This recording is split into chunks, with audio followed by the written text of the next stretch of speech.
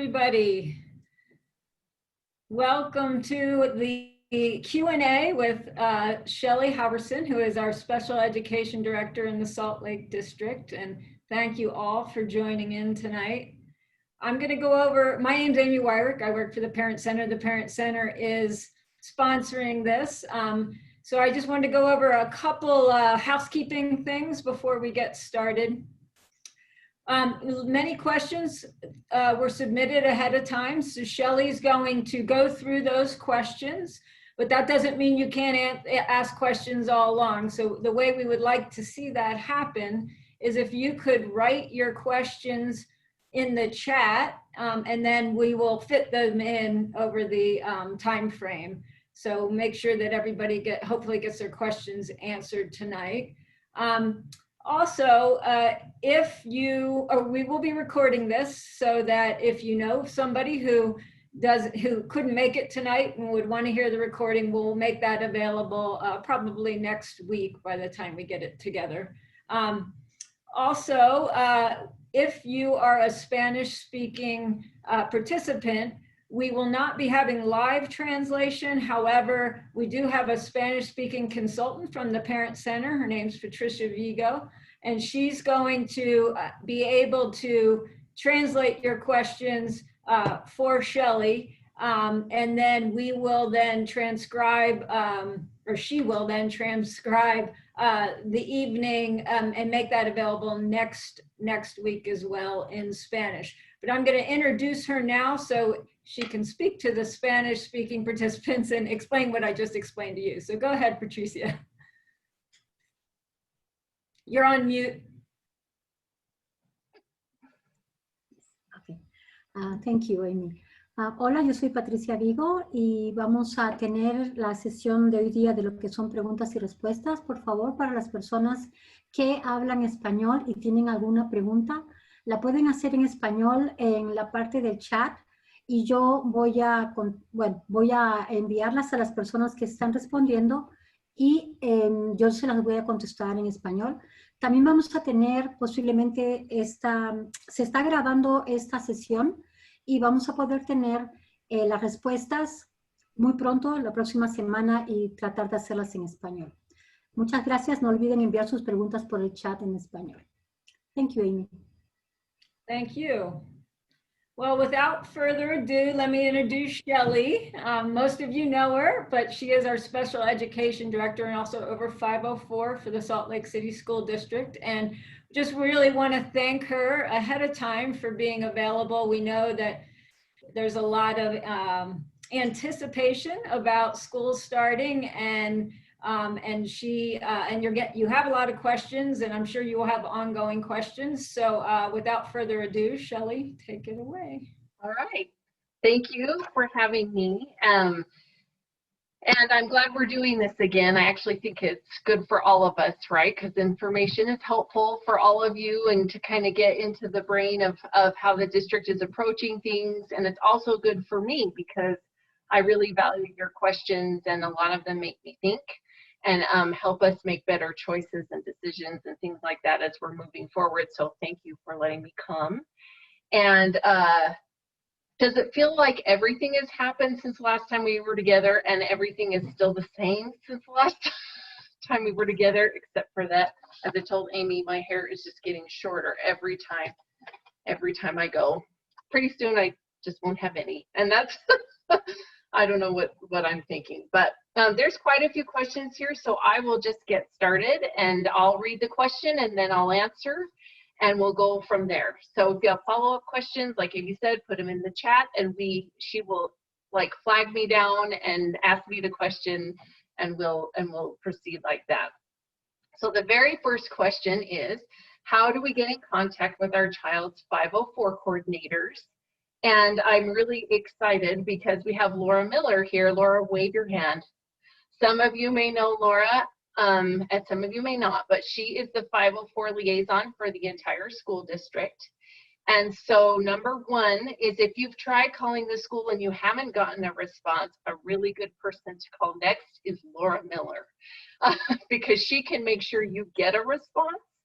And because Sometimes year to year, like as admin leave a building and they hire new people, the 504 coordinator might change. And so she has a list of who all of those people are and can make sure you get your questions answered. Laura, will you unmute yourself and just say your office phone number for us? Sure, I was going to put it in the chat, but that's okay. Plus, you guys know how to get a hold of everybody in the district, and so it's just laura.miller@slcschools.org. And we're fielding a lot of questions, and Amy's been great about sending questions my way. So reach out to me if you have any questions, and I'm checking emails all the time. And even my office phone goes to my cell, but it's easier to do by email because then you can introduce yourself and tell me what's going on, and we'll get there, because yeah, the liaisons tend to change over the years sometimes. And so, especially if you haven't been hearing back from the school that your child attends, please reach out to me and we'll walk you through the process and help you out. Great, thank you, Laura. And the next question is a follow-up question to that. How do I adjust my child's 504 so it's applicable to the remote learning setup, which is a fabulous question. It is a fabulous question. And again, I think it's best to work on that individually. So contact me. We just had training last week with all of the admin and the school liaison, and you know, we're really trying to be specific because we know we're going to be online. So a lot of the 504 accommodations may not be appropriate. So we are trying to revise those plans, but it sure is helpful if you reach out to me individually so we can decide what your child's situation is, and then we'll know, you know, what to specifically address at your child's school. Well, there you go. See, I'll just have Laura answer all of the questions. That was a really good answer. Yeah.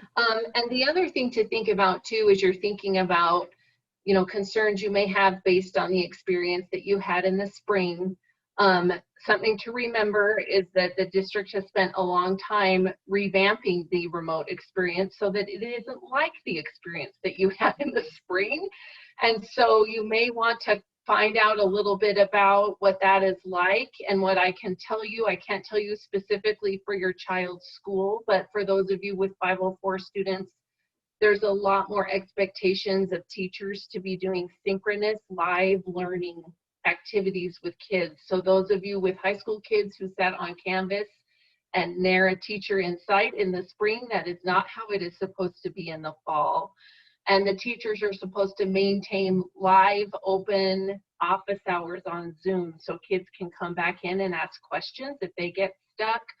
So they've spent a long time looking at all the feedback from all the surveys and the things that they heard, and they've kind of revamped the whole system so that hopefully it is a much more robust and kids are feeling way more connected to their teachers and the other students in their classes. And so think about, you know, how would that look for my student, and it's supposed to follow a schedule like actual class periods and actual things like that, so it won't feel so, like, I don't know about you, I mean, I live in a different district, but it felt kind of hit or miss a lot, and that was stressful, and my kids weren't always sure when the information was coming. So the district has been a long time, the teaching and learning department has worked all summer to try to revamp that experience, so hopefully it will be a little bit better, but maybe find out if you can from your child's specific teacher, like what to expect, then you kind of might know where the gaps might be for your students. So that's something to consider when you're thinking about that. Okay, this is a question for now and forever. It says, how will the district and school administrators keep the teachers informed of the IEP and 504s and make sure they are being honored when entering grades? That is a timeless question and something that we work on every single year. So I just, like Laura said, we just trained all of the admin that are 504 liaisons, and I just trained all of the admin, period, about the importance of making sure that any teacher who interacts with that student knows what the accommodations are supposed to be, so that we can make sure that everyone is following and making those accommodations so that we have a really good experience. Now, obviously, we are not perfect at that. And sometimes I will get involved in a situation and I will hear a gen ed teacher say, oh, I didn't even know that so-and-so had a 504. And then I silently have a come apart, right, on your behalf, because that is ridiculous and shouldn't happen. But sometimes it does. We're getting a few more advancements technology-wise, and our new system is going to be able to have like a little indicator in PowerSchool by the child's name, and they're putting in one of our high schools, they created a system where they could put an indicator and put the accommodations in that indicator, so the gen ed teacher can just click it and see what they are. And so we're getting that more widespread, but the special ed teachers in particular and the admin know that it's their job to make sure that everybody knows what those accommodations are. So when the IEP is over, you know, it's a little bit easier in elementary because it's less people, right? But they know that it's their job to get that out to everybody. And so that is something they should be doing right now, for example. Okay, anyway. Then let's see. Okay, next question.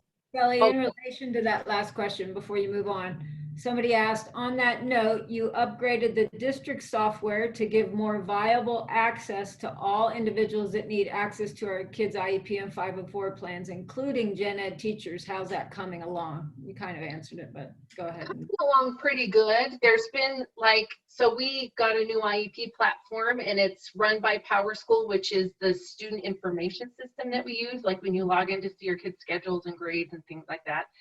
So the issue that we've had is they're supposed to talk to each other. So right now they're talking one direction, and our poor IT department has spent the summer trying to get it to talk the other way. So that's where we're getting kind of hung up. Like all the PowerSchool student information stuff flows into PowerSchool special programs. And what we need to have happen next is that, you know, the little alert that would happen in PowerSchool so that a teacher knows the student has an IEP and I need to know about that, is supposed to automatically populate, and it doesn't always do that. So we do have some wonderful systems in place, like Laura's favorite is that she hand populates all of the indicators for 504, which is her favorite part of her assignment. So like anytime a student gets a new 504, then she gets notified and she goes into PowerSchool and makes sure that that turns on. So we do that by hand all the time. We're just hoping to get it more automated. But one thing that we can do in our new system is when an IEP is finalized, we can, what am I trying to say? When an IEP is finalized, you can automatically send it from PowerSchool Special Programs in a protected message thing to the applicable people on the team, including the gen ed teacher. So that's one of the things that we talk to in our IEP trainings with staff. You know, use that feature. Just go ahead and send that finalized document out so that people can see it as soon as it's finished and be aware of it. So that is always something that we are improving because that is a really big deal. Is there anything else? I'm just going to pause after each question, Amy, and you can. This one I'm not, it says, how is that in regard to your ability to email the entire 504 and IEP parent student body when you have a system-wide FYI you need to send out? So I'm not sure I understand that question. Do you mean like, is that Amanda's question? Amanda, do you, I knew it. Amanda, do you mean like when they send an alert to a student body? Is that what you mean? So like historically, you've had that problem of like the system only allowed the teachers to communicate out to their individuals, but you as the special education director were not able to. So is this mitigating that finally or what? No, I still have that problem. Ah! So I'm working on it though. Sam is working on it. He's trying to be really creative.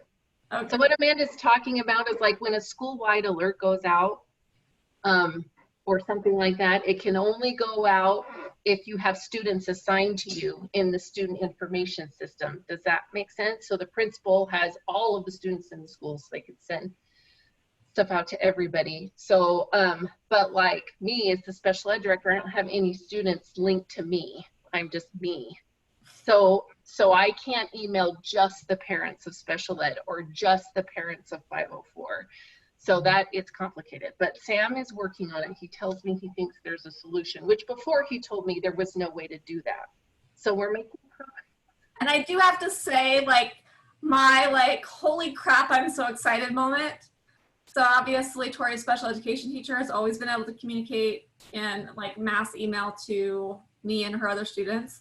But like typically her gen ed teacher, like that goes into oblivion unless she purposely wraps us into that conversation. Where Tori's now into her next grade level, that teacher is emailing out these mass emails. And maybe she's purposely including Tori, or maybe it's just because the system's doing a better job of wrapping her in because she's assigned to that gen ed classroom. Yeah. But we are getting those conversations. Like I about peed my pants of excitement that like the gen ed teacher acknowledged her existence. Yeah. No. So, yay. Yeah. So it's getting better. It's clunky, but it's getting better. So that's good. Thank you. You're welcome. I'm going to ask or read the next question just so I don't get too far, then too buried. So Okay. it came in. So when can we expect assessments for special education preschool to start? We have a disabled 3.5-year-old waiting to be assessed and hopefully enrolled, but no information on when or where that will happen. So those are happening now, partway through, I don't remember exactly when, but we got the green light to start bringing kids in to do testing. So we can only do one person at a time, which I know some will anyway. But we're doing all of that. Pre-K is doing that at Washington. So if whoever asked that question wants to like email me and give me the name of your child, or email Laura, who's the psych over pre-K, she can find out where your child is in the list. So what we did was just start, because we had this big backlog, so we just started with the oldest and started marching forward. So we can find out for you where you are on that list. Yeah, go ahead and email me because I can get that. No offense, Shelley. I can probably get that answer faster than you, faster than Shelley could. So no offense taken. Shoot me an email with your child's name, and I can get right back to you and figure that out and figure out where your child is on the list to be tested. Okay. And another question that came in was, will remote adaptive PE be available? Yes, it will. We're working on what that looks like, but yes, it will. Okay. The next question is really long, so I'm just going to kind of summarize it for you because it's about the mask mandate, and it has language in there about, the exceptions for wearing a mask. So the question is about, how do we make sure that people know if our child has an exception? So every district's doing like their form for this a little bit different. Our form, we have two forms. We have a medical exemption form that parents of students that, have, extreme asthma or whatever condition it is that prohibits them from wearing a mask can access that. And then we have an IEP 504 team exemption form where the IEP team sits down and talks about how and talks about the student being able to wear the mask. I will say that part of that form asks the team to come up with a plan to teach a student to wear a mask, because we feel like in the current times, that's a really good skill for kids to have. And so it is something we would do really slowly and build tolerance for wearing the mask. Or if it's not so much that they, can't wear one on the basis of the disability, that might be more of maybe a behavioral or a compliance issue. And so then we will do, what am I trying to say? So then we will do a plan for how we're going to teach and positively reinforce that student for wearing the mask. And then we're actually doing quite a bit of training across the board, including the bus people, transportation, about how to react properly if a child removes their mask or initially refuses to put it on, so that it doesn't become the issue, because the minute you make the mask the issue, then students get negatively reinforced for not wearing the mask, but they're getting reinforced. And then it becomes, we can't have the mask become the power struggle. So, so the teacher will be working with you on that exemption form. One of the ways in which that we're really lucky about the way we get to do this, bringing kids in carefully and in person, is that the groups are going to be small enough, and we can plan the groups in a way that we can mitigate safely students who can't wear a mask right now while we build their tolerance for wearing the mask. And teachers are really on board for that. And so we're working through different levels of PPE that for the teacher in that scenario, but it might, you know, for different students, it's going to look different ways. Some of our teachers are bringing their kids in one-on-one because of issues like that, and that's okay. So I'm just glad they get to come, period, on some level. So that's going to be how we do that. So the SPED teachers will know because they will have filled out that form with you, right, and had a conversation. But as we're planning for transportation, we've come up with a system with transportation with we're going to indicate before they ever meet anyone which students have an exemption. And if a student appears to be picked up on day one and they don't have a mask on, they're going to, we have an approach where we're going to assume that there is probably an exemption and have a whole plan for where they will sit on the bus so that they're not interacting with anyone. And then calling home to, you know, with the principal would then call home and kind of investigate what's going on with the mask. So we're just trying to figure that out. The mask exemption form keeps changing because the governor keeps changing what counts as a mask and what doesn't. So just yesterday, we had to change something again. It's changed 4 times in 2 weeks. So if your teacher doesn't have it yet, that's because poor Christina Kendall in the legal department is changing the mask exemption form once again. So so we'll just send it out and they'll use the most recent one until I send them a new one, because that keeps happening, which is super fun. So we have that indicator for transportation. The teachers all know. So I think we'll be pretty well covered as far as people knowing who has an exemption and who doesn't. But we really are trying to train people on the way to approach a student who's not wearing a mask, to make it really supportive and positive so that children want to wear their mask. And we had, you know, one teacher in the summer tell middle school students that she was doing some summer services for her kids, and she told them, if you don't wear you can't come unless you wear a mask. And this kid didn't want to work on masks, so he just quit wearing his mask because then it meant he couldn't come. So we're trying to make sure it's presented in a way that kids don't use it as a way to avoid a task or something like that, because, you know, they find ways sometimes to avoid those tasks if they can. So that's kind of how that is all being handled. In relation to that, questions came in. So regarding that, how also are you working on inclusivity culture? So students who don't or can't are not ostracized, either via not being known or because of a stigma. I don't know if that meant from other students or. Right. Well, I think that's a really good question. I mean, right now, I feel like, you know, special ed will be the only group in the building for the most part. And so it'll be a mix, you know, of kids that can wear a mask or kids that are not wearing masks. We've been really successful in our more mild moderate population. We had 0 problems with kids wearing masks, except for the kid that didn't want to do math, but he could do it just fine. And so we didn't have any issues with that. So we haven't had that happen, but that's a good question and something we would need to think about. But I think there is a lot we could do around that, you know, understanding that people, kind of like we do with just disability in general, right? Everybody learns different, everybody has different things going on. And so this is, when you see someone without a mask, this is what we're gonna do, kind of like we're doing with bus drivers and things like that. Okay. But I think that could really, really help. And Is there another one? regarding mask is, does this goal for mask wearing need to be included in the IEP if that's something that's going to be worked on with students?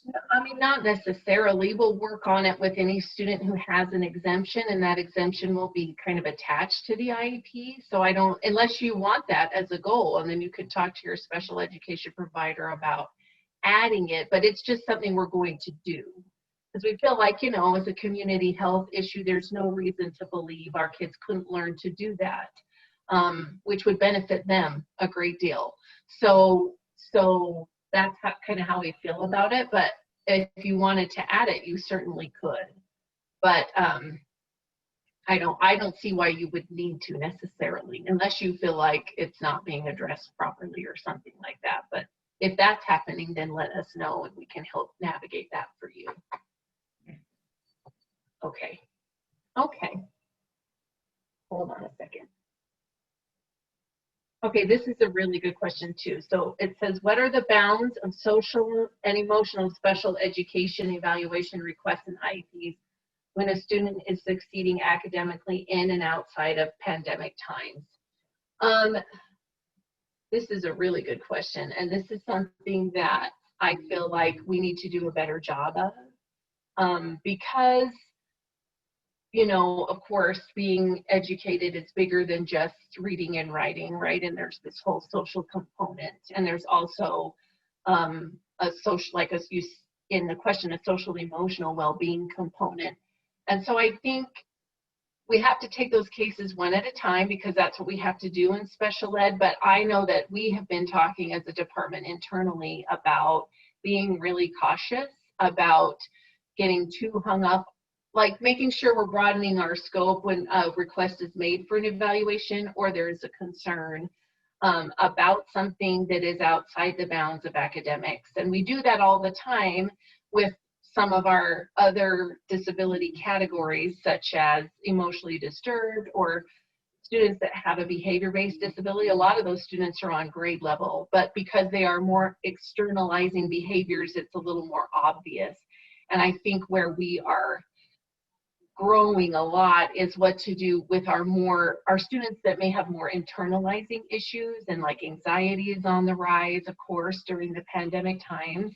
So there might be students who had a more mild condition before the pandemic came, that maybe they had a 504, or maybe they didn't need a 504, but now we might need one. And so we're trying to be really cautious with academic referrals, simply because everyone has experienced this huge gap in instruction. And so we don't want to call that a disability. We want the real thing to get measured and labeled appropriately. But I can see, it'll be interesting to see how it goes, but I can see how in the social emotional realm that might go up, simply because of things that are exacerbated because of the pandemic. But I will say too that one of the rule outs even for that is a trauma, because the thing about disability is it has to be a pattern in multiple settings to a marked degree over time. So if nothing was going on and then COVID hit and now things are up, we might have to look at some other options to support that student before we determine that that's a disability. Those are two different things, as you can imagine. And so we have to be cautious about that. But I think we'll just kind of have to take those cases as they come, and see what we can figure out.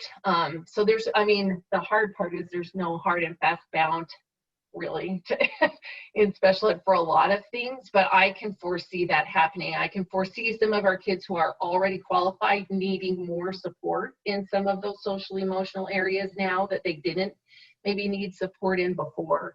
And I can see some of our students who maybe have a condition that doesn't require a 504 or an IEP, that maybe now things have gotten more difficult.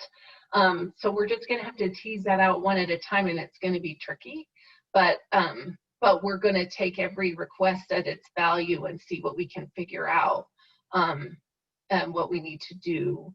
I am excited because the district has gotten some really great partnerships, and so they have like teletherapy available to any student who wants it, through Odyssey House and things, like some new partnerships, I guess. And I'm really appreciative of that effort because I think that will help us, right, tease out, you know, who is struggling because of the pandemic and where it is the line for disability. But that is something that we need to look at in non-pandemic times too, but the pandemic also makes it complicated.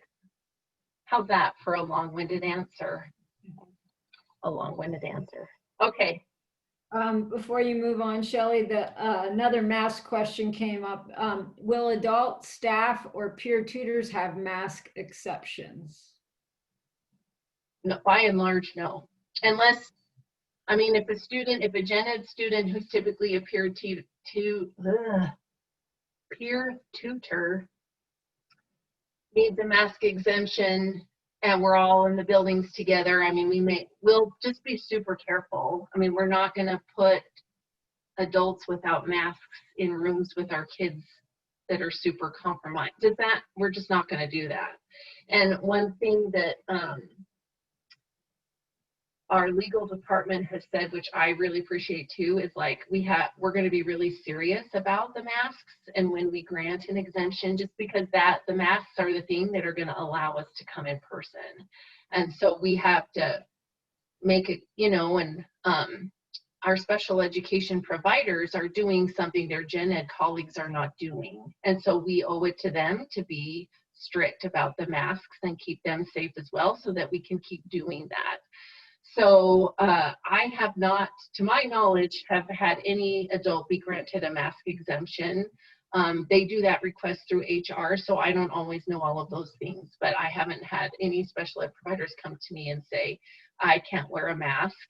And if they couldn't, then we would probably have them provide online services, remote services for now, because we just need to really that needs to be really important and prioritized. So.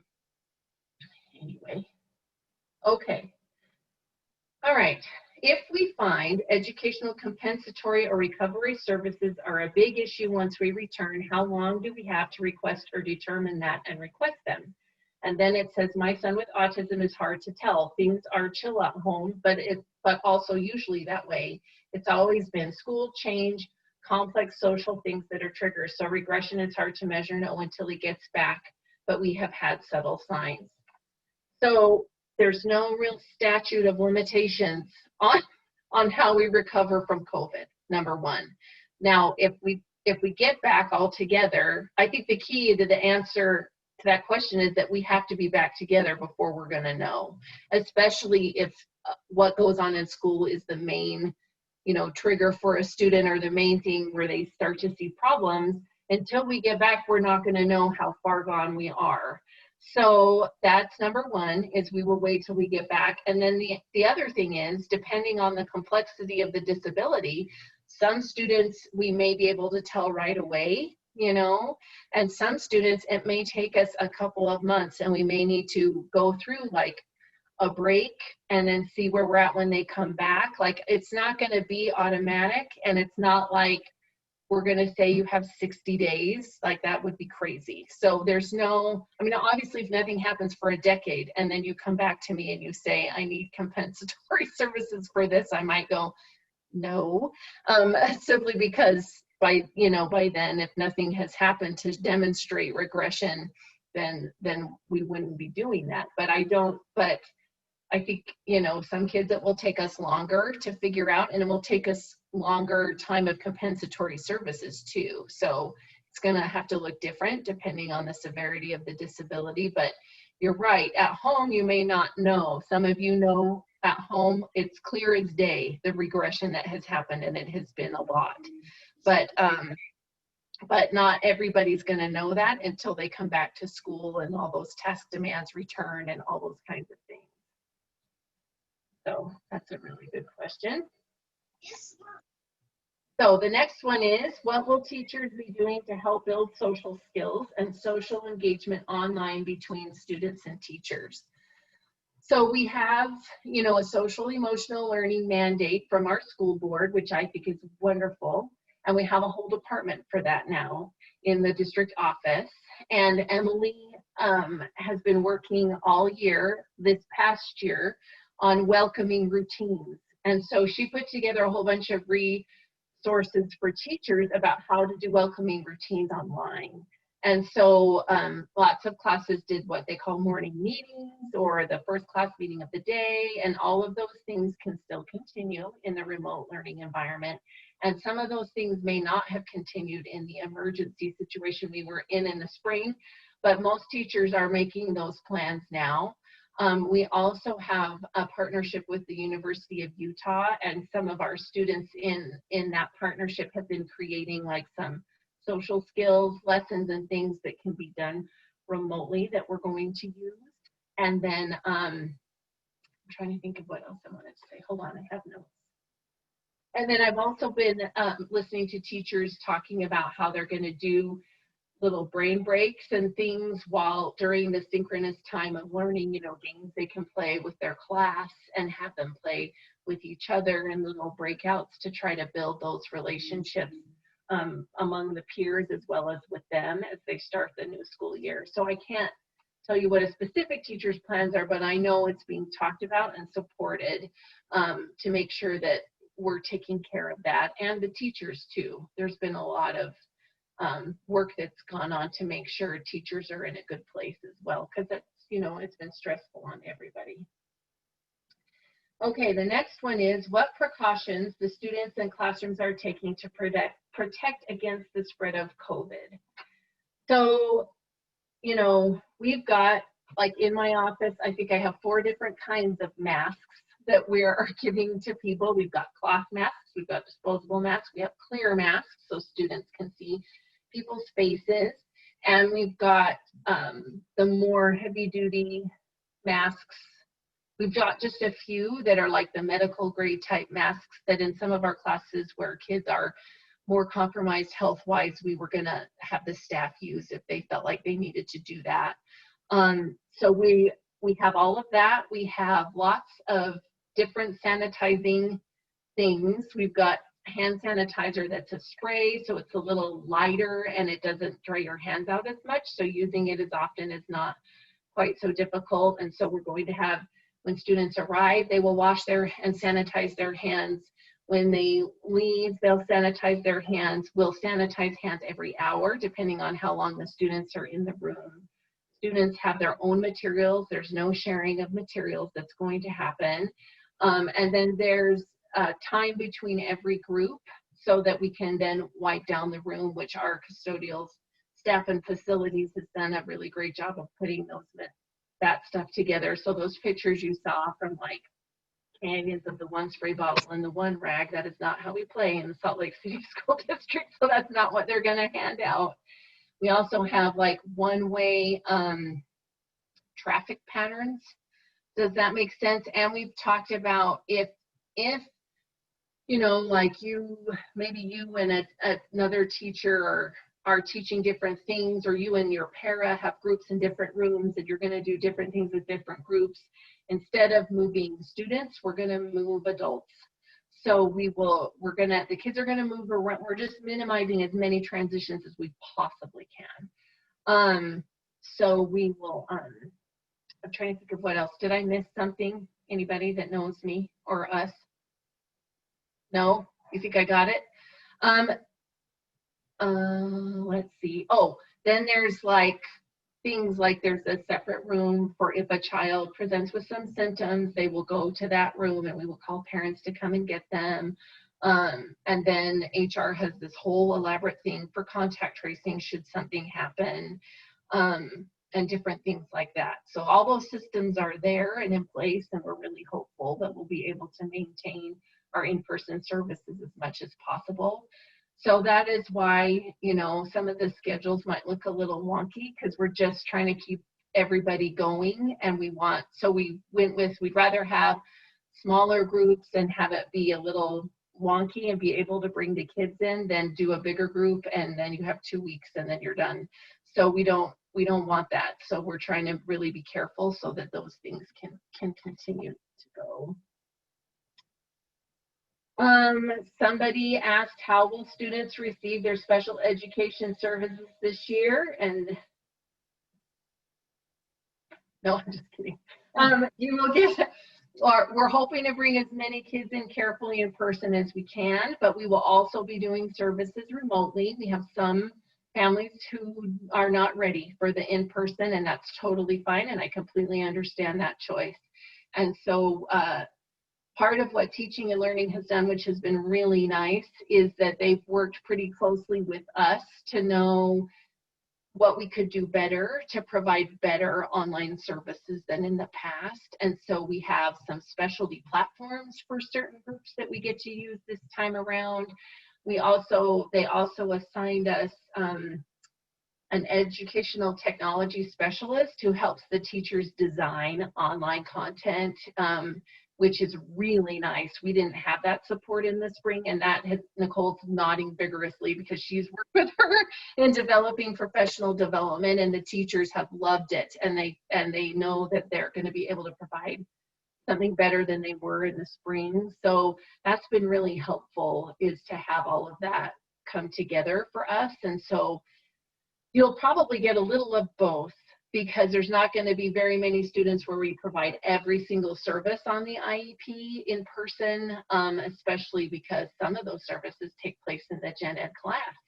And the gen ed class isn't going to be there. They're going to be remote. And of course, our students are supposed to and should participate in that. And so we will also be doing services that way, you know, on our platform that everyone's going to be using, Canvas. Special ed teachers can be embedded as a teacher in those classes and participate and help modify and pull a small group, and all those kinds of things can happen in that platform. And so I'm excited about that. I think it's going to be way better, because it felt a little in the spring, it was just kind of every man for himself. So the coordination was not very good. So the district has spent a lot of time making sure that that's better. We have a few questions. Go ahead. Yeah. When you're done this question, we have a few that came in. So okay, I'm going to do the next one because it's related, and then we'll do it. Does that sound good? Sounds good. Okay. So this next one is, can my student receive some of their special education services in person with the teacher or related service provider? How is it determined if this can be done? And the answer is yes. So the teachers have been spending this week reaching out to parents to determine, because kind of before we can design what your child's program will look like, we kind of had to know how many parents want students to come in and how many parents don't, because that helps us allocate resources properly so that our online students are supported robustly and the in-person students are supported also. So we've spent a lot of time doing that this week. And so some of you may have heard already from your teachers what the schedules are going to be, because they have 10 people to call.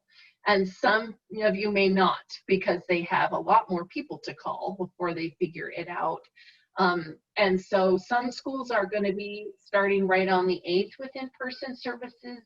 Some schools are going to wait. We have one school that wanted to see how it went in the online environment and then look at who is struggling with that and start there.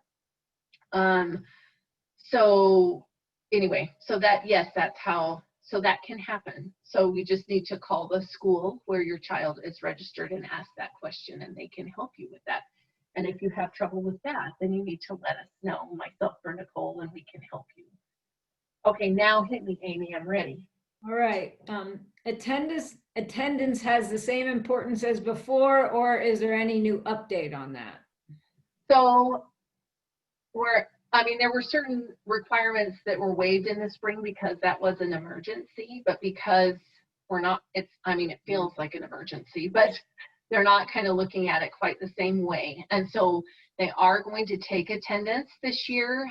They're going to try to use Canvas to take attendance because they understand that families are in lots of different situations. So your child may not be able to attend the synchronous session that the gen ed teacher is running, and you may need to watch it later. But in Canvas, they can see who has logged on and who hasn't. Even if you don't turn in any assignments, they can see who has logged on and who hasn't.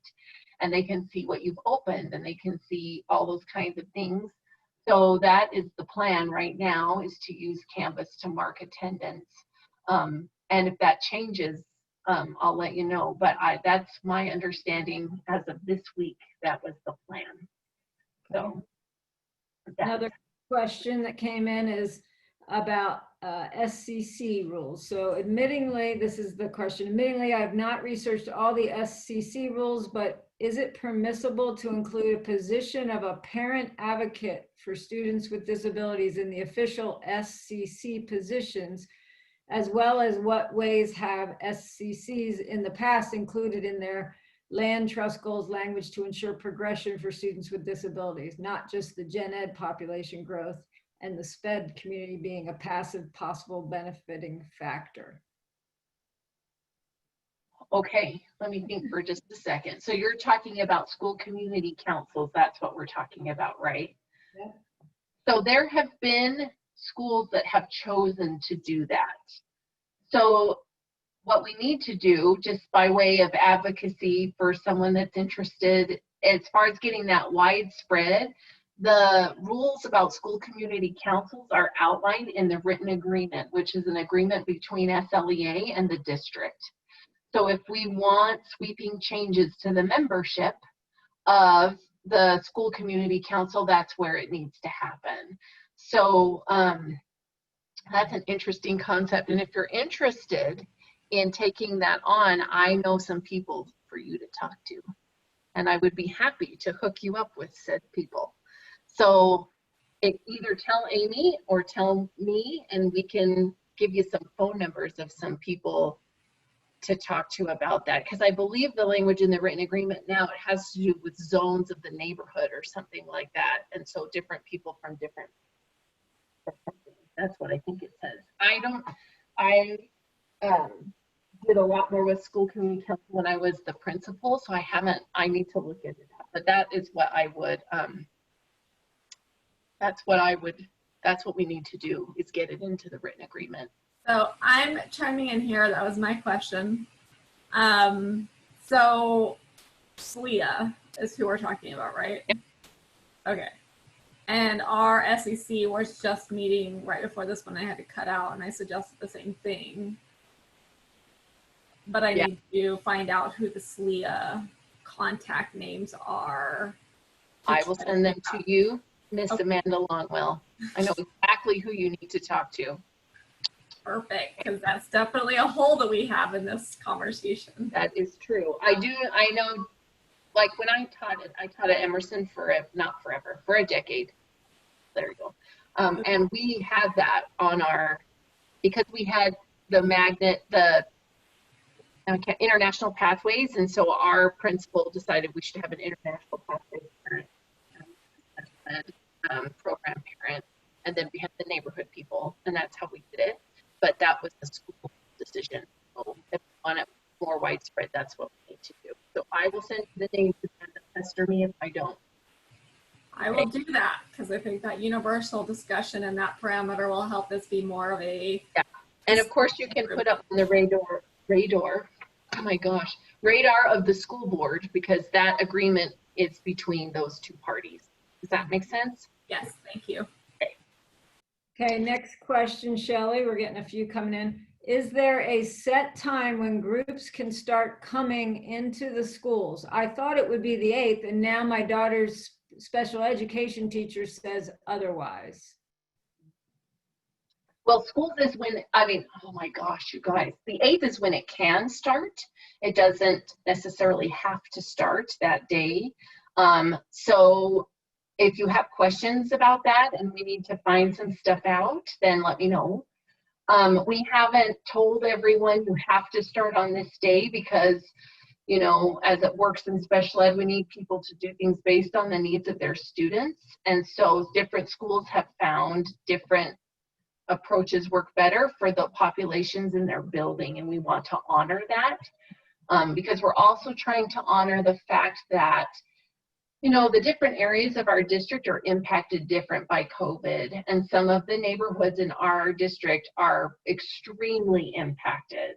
And so we're trying to be really careful about that. And so a sweeping, you will bring kids into the building on this day, is not going to work because some of the schools just are not in a place where they can do that for everyone.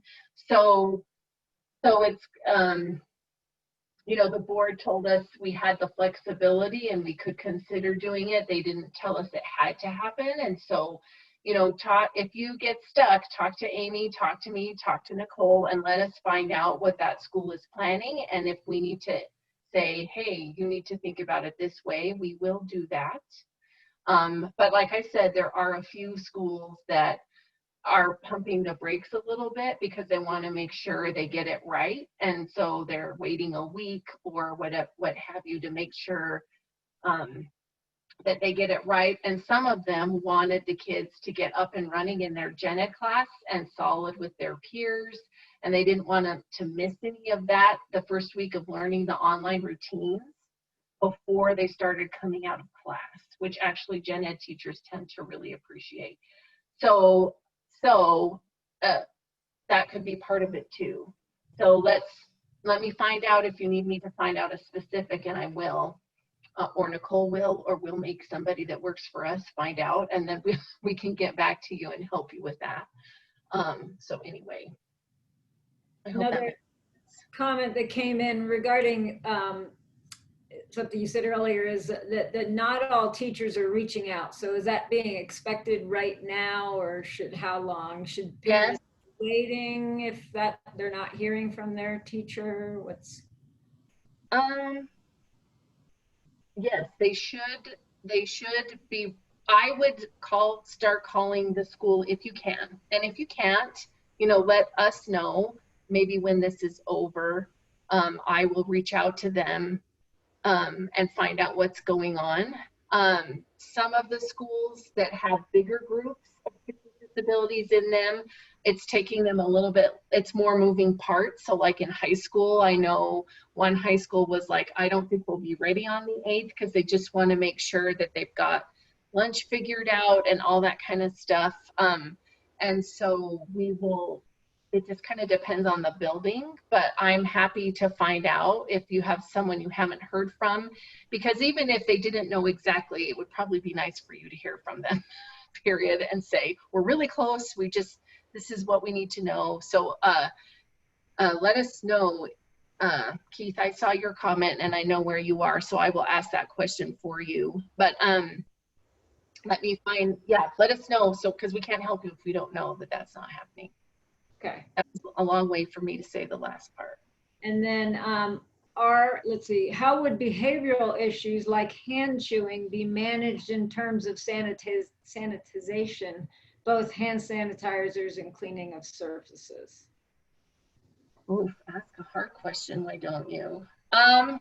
Well, I mean, I think that would be something where we would talk to the parent and kind of work out a plan for what everyone's comfortable with, both the service providers and I mean, it depends on what happens right after the hand chewing, right? Like if the hand chewing is like contained to that child, that's one thing, right? And then we sanitize whenever we can. If the hand chewing then involves touching other people, then we might have to look at a different way of providing some services or a different organization of the people in the room to kind of minimize that as much as possible, if that makes sense. Okay. That's not a very good answer. I'm sorry. I will say my teachers are thinking of those things and they're quite brilliant in their problem solving around those things, but that's what I would say just right now tonight. Like we'll come up with a plan for that. Okay. Are any of those services, speech, OT, available for our kids outdoors? I'm thinking of our kids who are mostly doing remote work and is still learning mask wearing. We've got lots of schools planning to hold groups outside because it is safer at this point than being inside. Of course, that can't last when the weather gets cold. So that is something they are planning on doing. We are currently, our HR department has let us know that we're not we can go to homes to deliver things, but we're not working inside of homes. So because of the impact in the city of COVID, then that is just something that we're not going to put staff in risk of being in somebody's home. So I know lots of schools are picking different spots on the school grounds where they can meet with students and different things like that. So that is something being talked about for sure. Great. And then one more, I think, before we can go on. I'm trying to get my son enrolled in high school and forwarded my son's IEP and assessment from American Samoa to the high school. We are still waiting on his transcripts. However, the school has mentioned they need to review his IEP and determine if they're able to accommodate the service he requires. Are there certain schools that offer more services than others? I don't know. Because that would only be true if you were like if you lived in Granite and you wanted to come to our district, we look at a child's IEP first and say, can we accommodate in the program where you want to be serving this student? And I haven't, if you live in the district, it has nothing to do, I mean, what it might have to do with is based on your child's IEP, is your neighborhood school the school where your child needs to receive services, or do they need to receive them in a program we have at a different school? So I'm losing, anyway, so that's probably where that's getting hung up, and I feel like that's somebody I probably need to talk to so that we can get it straightened out. So whoever asked that question, I need to do that. Okay, that seems strange to me. Yeah. Okay. And you can contact me and I can get you in contact with Shelley, or you can contact Shelley directly. So yeah. Another question that came in, as the teachers are reaching out, will OT, PT, speech be reaching out directly with the students too? Yeah, yes, and they should be doing that anytime now. Sometimes for some of our students that have a lot of services, those people might talk and then one person might call, so that you're not trying to field 9 million phone calls from 9 million people. So I know in certain situations, that's what we've talked about doing, so that people are just have one point of contact for those kinds of things, but that should be happening really soon. Okay. And one more follow up. If your child's school is not offering services to help your child, what options do we have? Can we switch schools? You mean InPerson services? Because everyone's gonna do either remote or in person. Does that make sense? I don't know. I would, if that person can clarify, I would say special education services. Well, every school has to offer special education services. And so because like our #1 service delivery pattern right now is remote, because gen ed is remote. And so we will for sure offer that. And then we're offering in person as much as we can, because we know the benefit of that to our students with disabilities. But even if a school is not offering in person, they are for sure offering something remotely, because it's not optional. Providing services is not optional under any stretch of the imagination. But if you could, if you feel like you need to talk more about that, or you haven't heard from your school, or you know, reach out to Amy, reach out to me, and we can help problem solve that for you. Okay. I'm just going to keep going because they're rolling in, and some of them are related to what you are, the other questions anyway. So, let's see. If OT or speech doesn't reach out, who should the parents reach out to if they don't already have a speech or OT contact? I'm going to tell you to call Nicole. She's like, great. Because Nicole is kind of over all of our related services people. Okay. So if there's something happening and you are like, what the heck? Susan Bell is over speech. So you could call Susan Bell if you have a concern about speech. And then you could call Nicole about, what's the other one? OTPT. I have to say the comments distract me, and this is what's happening, you guys, so that you know, like the comments pop up and I start reading it while I'm talking. it's not good. I need to not do that because I'm all over the place because of it. But that's why I keep getting distracted. That, and I just found out that no one went to pick up my son from soccer. Like, that's what's happening right now, right? I'm getting a text, where is everybody? And everybody's like, who's going? And I'm like, for the love of all that is holy, somebody go pick him up from soccer. Sorry. And figure out the soccer thing, and then you can come back. Evening? Well, it's fixed now. It's Well, fixed. wait, can I weigh in for a sec? Yes. So this is what I would say. So our OTs and PTs have been reaching out to teachers. So individual teachers might be handling things a little bit differently. I would contact your student's teacher first, because they would have better information than I would right away.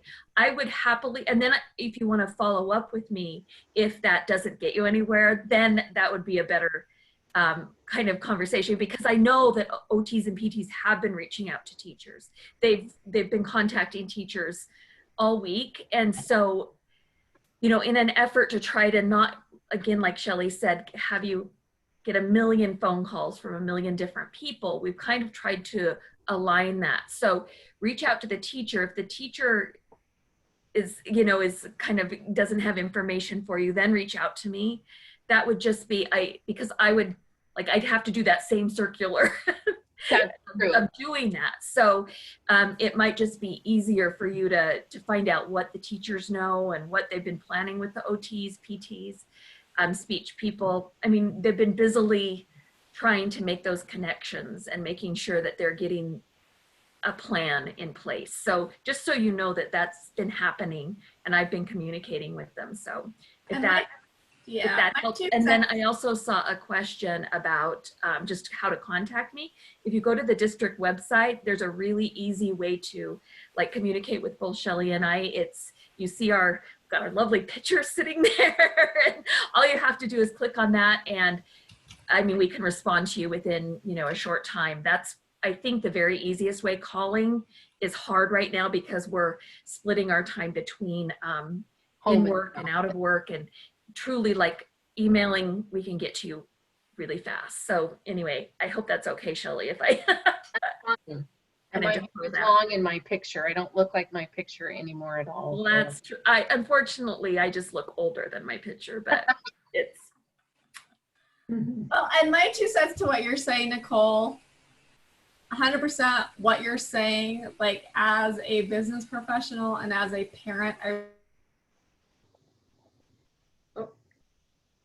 You froze. that you and Shelley are always phenomenal about jumping in and communicating and diving into it. But where parents feel like if they have more choices than just their special education,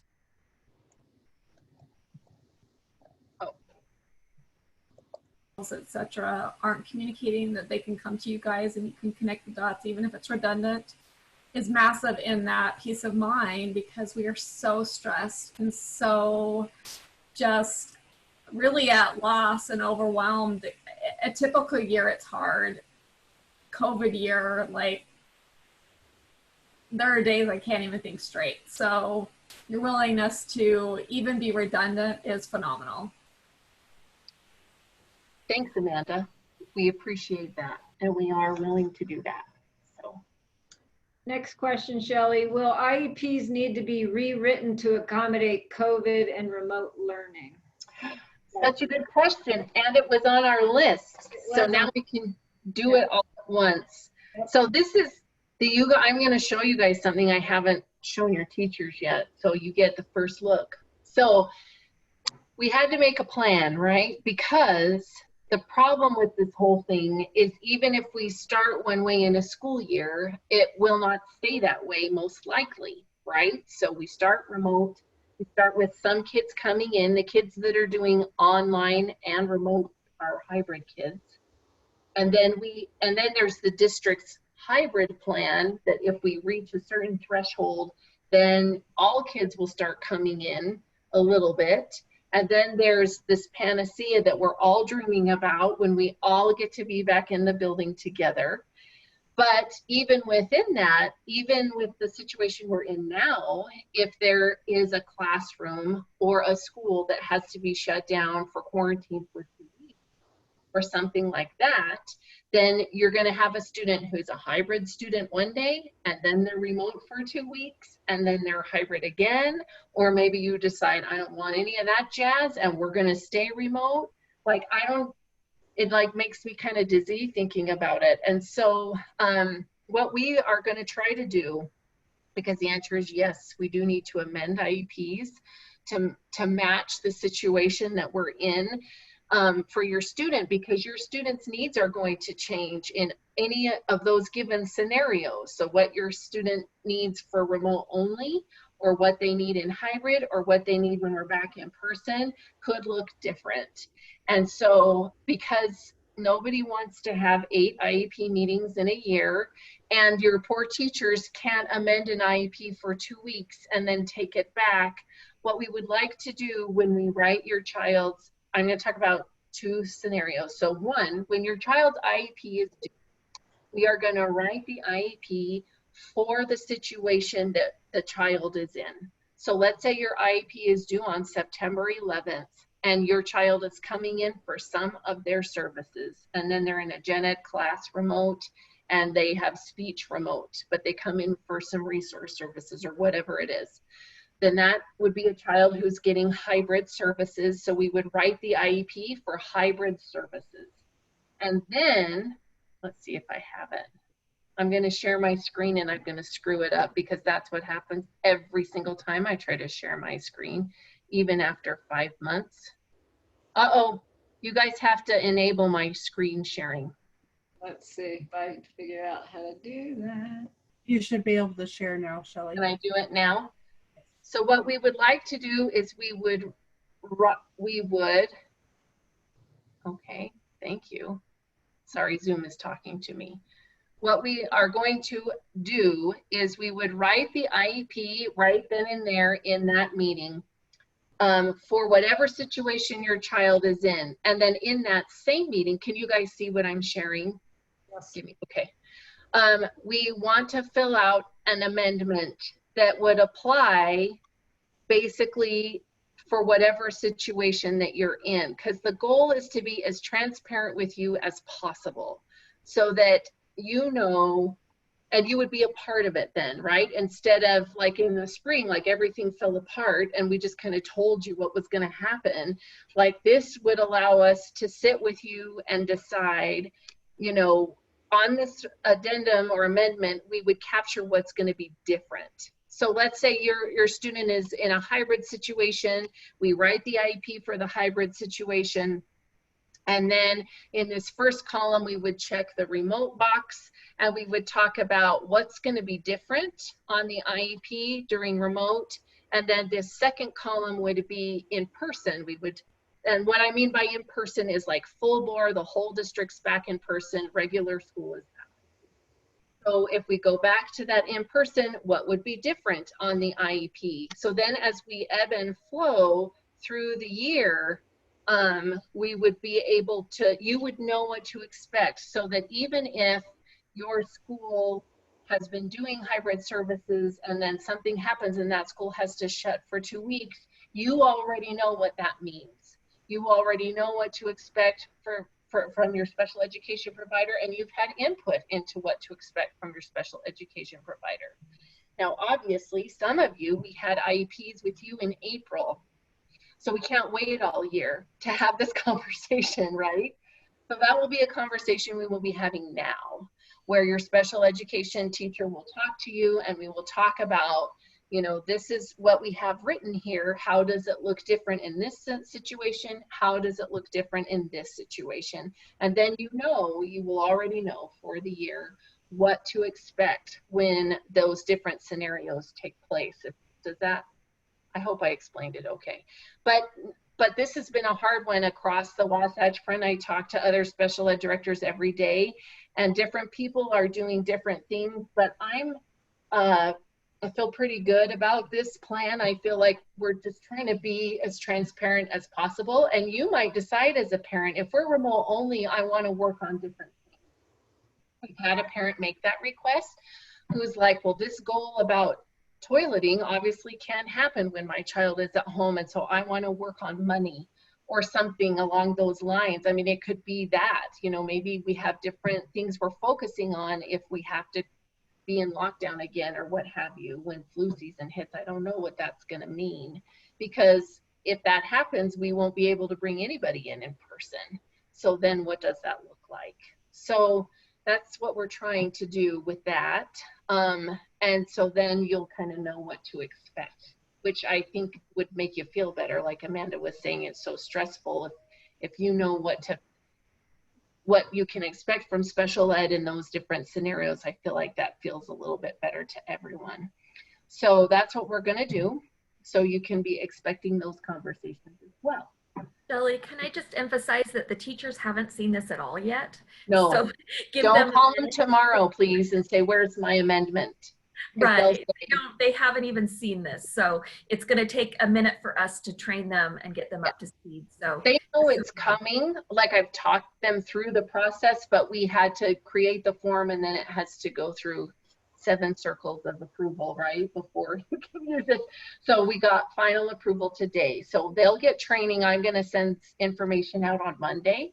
So just give them a second to wrap their heads around it. And some of them may have talked to you about this already, because I said when you're calling, you know, maybe ask parents what they think about these things so that they can be thinking about it. So that's how that's going to work.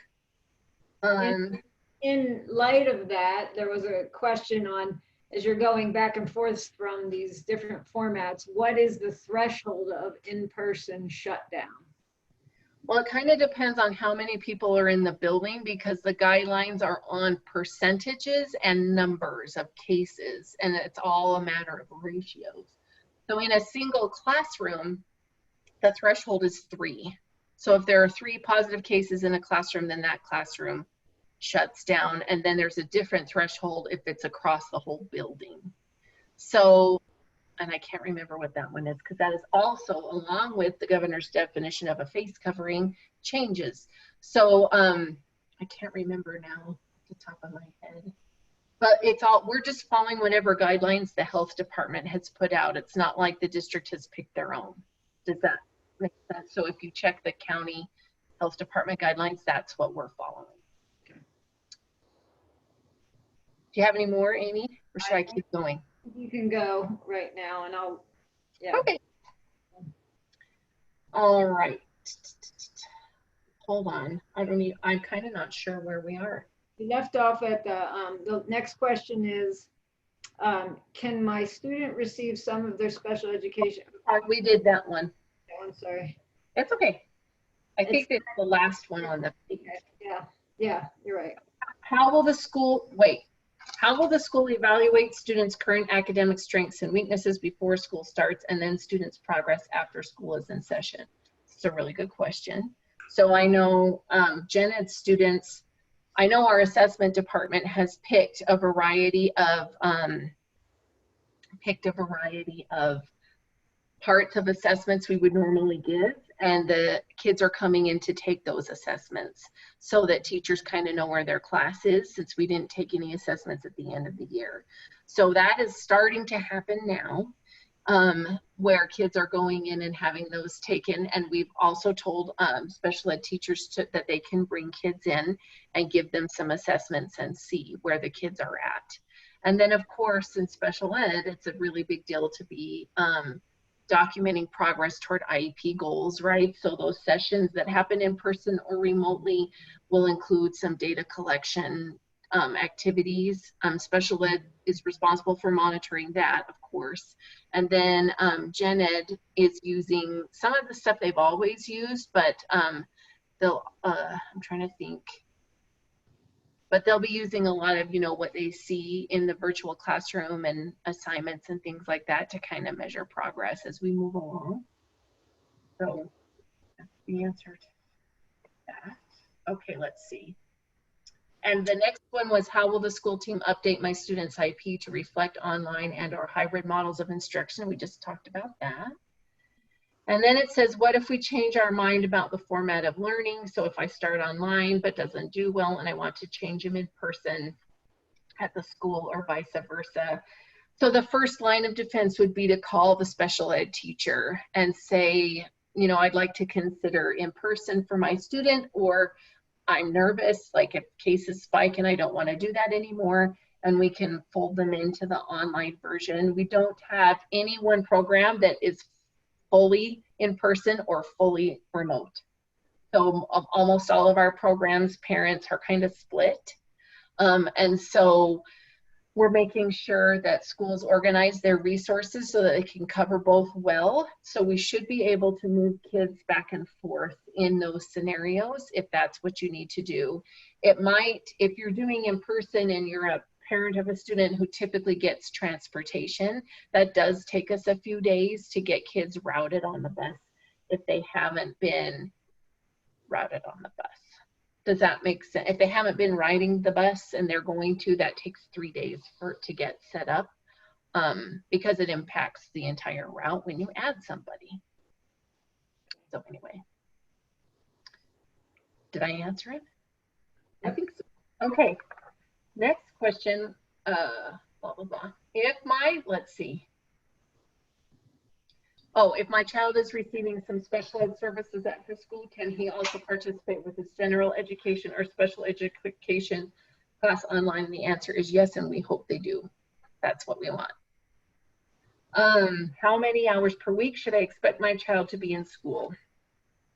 This is a really good question. So the district has shortened the day. So the online, because we're remote, well, and even in hybrid, the day is about 5.5 hours long.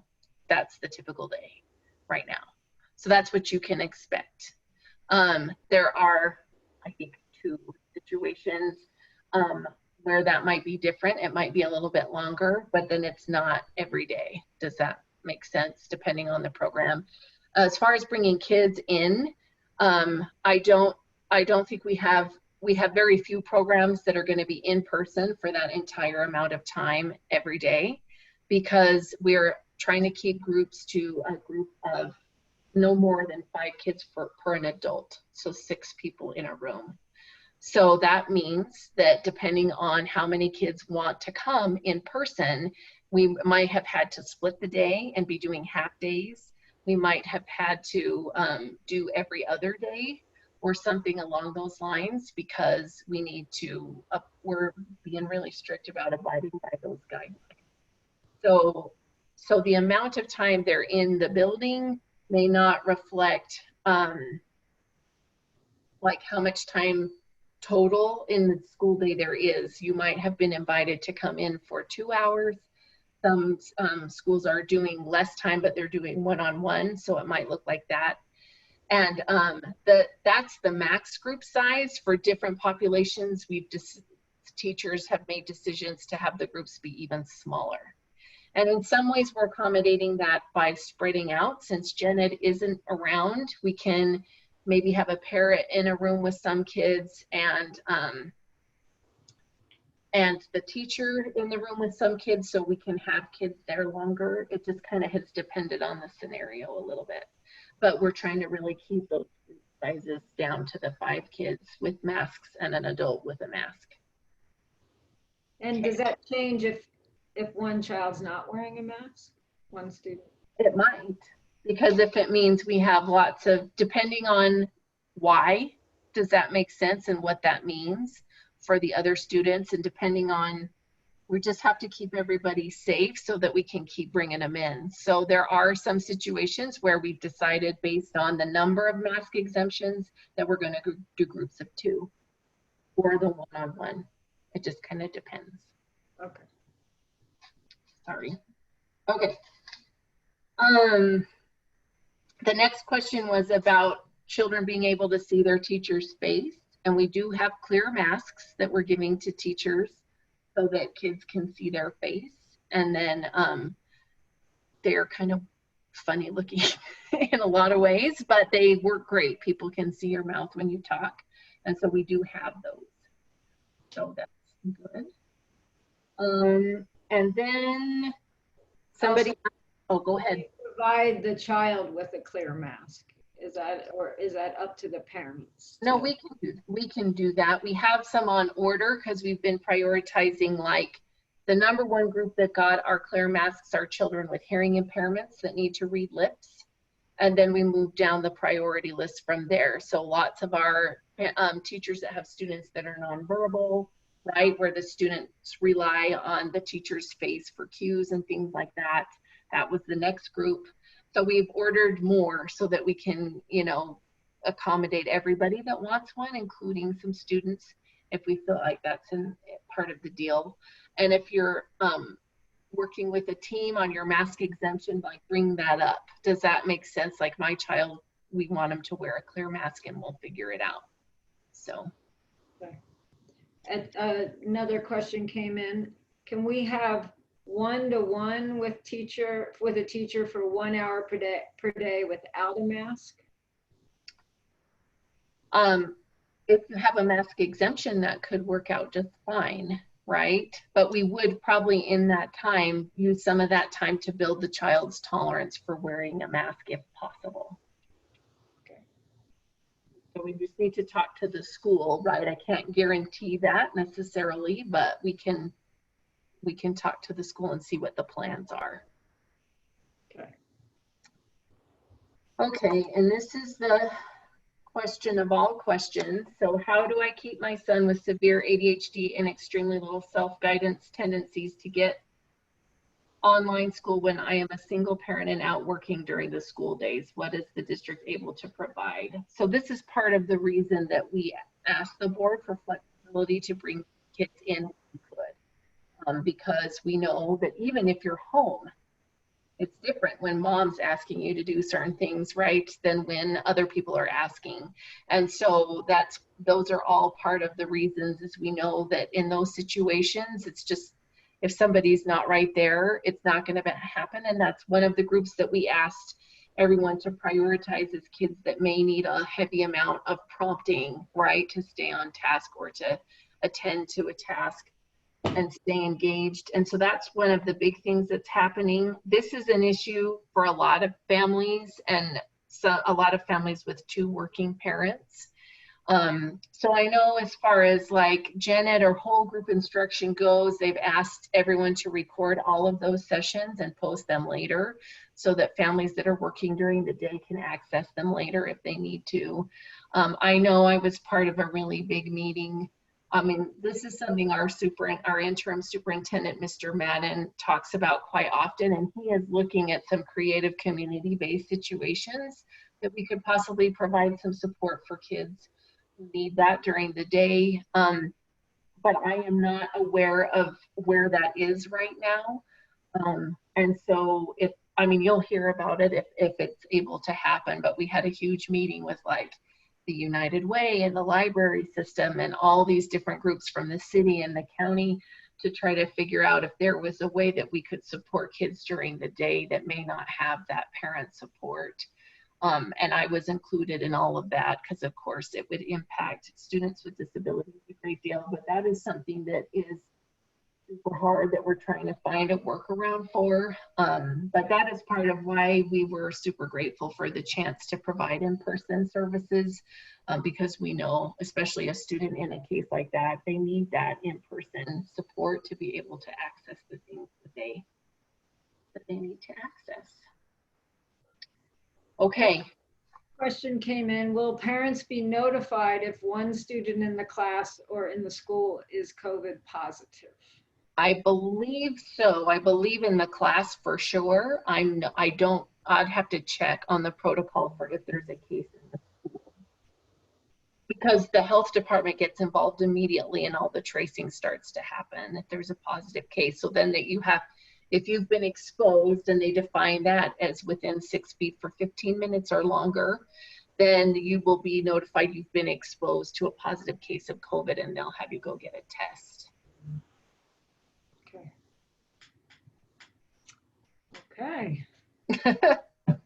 Well, we spent a little more than an hour, so I appreciate that you were able to extend it, and appreciate everybody else for hanging in there. During the chat, we also got a request, Shelley, to do this again in the fall as things change. If that's okay with you, we'll look at that later. I think it's helpful for people to ask you questions live and in person. So Yeah, we would be happy to do that. And my understanding is that we've convinced Bryce and Granite to do it as well. So there you go, pass the word. Yes, great. And thank you everyone for tuning in. We hope to get the recording available. So if you know people that want to listen in, didn't catch an answer, or you want to pass it on to somebody, I'll have that. We'll get that information out to you, or it'll be posted as well on the Parent Center site, as well as translation of the questions, not in its full entirety, but definitely summarized. And I think that's all. There's been questions about my contact information. I did put that in the chat. So, but it's 801-856-1264. You can call me. And it's amyw@utahparentcenter.org. So again, thank you very much. I believe you will be getting a survey that will pop up before you get off the line here. And that just helps us at the Parent Center with feedback on how we can do a better job. So we would appreciate if you can fill that out before you actually exit. So We are going to email that survey out to all of the participants. So if you can watch for that to come in your email tomorrow. I don't know why, but the poll didn't pop up in the meeting. So we'll do it by email, and you'll just get a link. If you can fill that out, it would be really helpful. okay, thank you. All right, everybody. Well, good night. Thank Enjoy your Labor Day weekend before school starts. you. Good night. All right, take care.